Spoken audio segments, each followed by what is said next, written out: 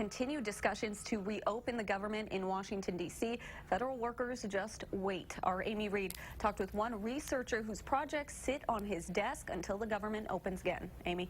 Yeah, since this started, the worries of government researchers have compounded. First, they were wondering what would happen to their studies, and now they're wondering where they'll get the money to buy food. For 23 days, Madison's federal-level research has been on lockdown. No one from the USDA Forest Products Laboratory allowed in. Not even to take a phone call.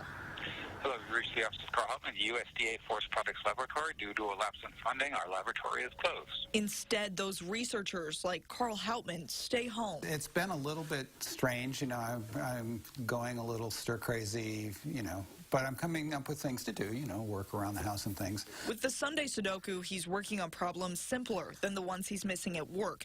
But he worries about the larger problems that lie ahead, like what happens if the paycheck he'll miss tomorrow isn't the last one that's skipped. We're not hungry yet, but if it goes on much longer, it's going to be hard to make ends meet.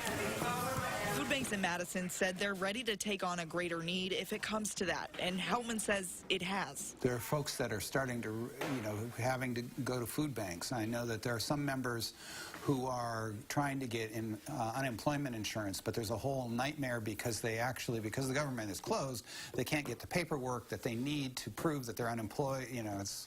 It's really kind of a mess. Houtman says the shutdown is a political stunt, and he's still not to the point that he wants to see the wall funded to get back to work.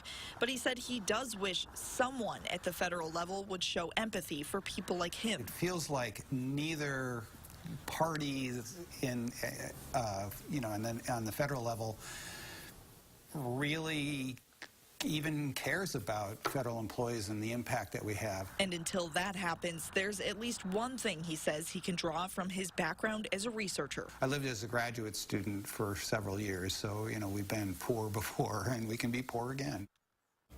Houtman said he's not sure of the long-term impacts of him and his colleagues not being able to continue their research. But one particular concern he has is if companies who work with the government for their studies will start looking elsewhere for a sector that doesn't experience full stops like government research. All right. Thank you so much, Amy. It's been months since last summer.